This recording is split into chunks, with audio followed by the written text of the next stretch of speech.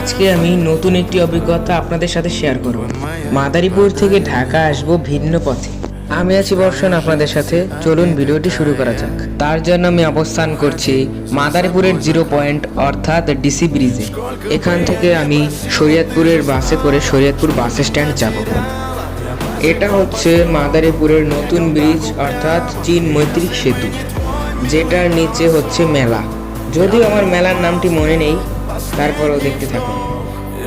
প্রথমে গাড়ির স্পিড একেবারেই কম ছিল, পরবর্তী সময়ে সে স্পিড ব্রেকার লক্ষ্য না করেই এত জোরে গাড়ি চালিয়েছে মনে হচ্ছে ড্রাইভারের ওয়াশরুম পেয়েছে।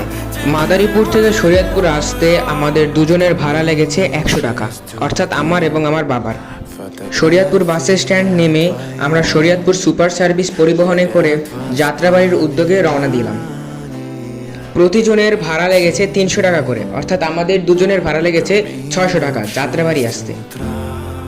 শরীয়তপুর সুপার সার্ভিস আমার কাছে পার্সোনালি অনেক ভালো লাগে, কারণ তার গতির জন্য। রাস্তায় লেখা ছিল সর্বোচ্চ গতিসীমা 80 কিলোমিটার, কিন্তু তারা 110 পর্যন্ত উঠিয়ে ফেলেছে। তারা আগের পরিবহনের মতো ছিল না, তারা গাড়ি চালিয়েছে সামঞ্জস্যপূর্ণ গতির সাহায্যে এবং সুষমভাবে। তো আপনারা ভিডিওটি উপভোগ করতে থাকবেন।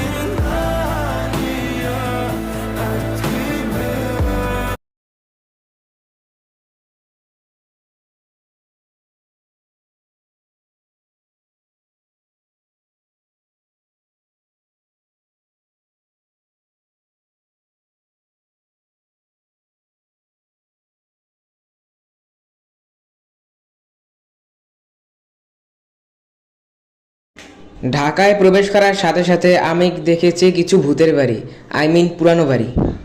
তার সাথে দেখেছি ইটালির সেই প্রাচীন বাড়ি, ঢাকা শহরের স্মাইল ডায়াগনস্টিক সেন্টার। এই ছিল আজকের ভিডিও। সবাই লাইক, কমেন্ট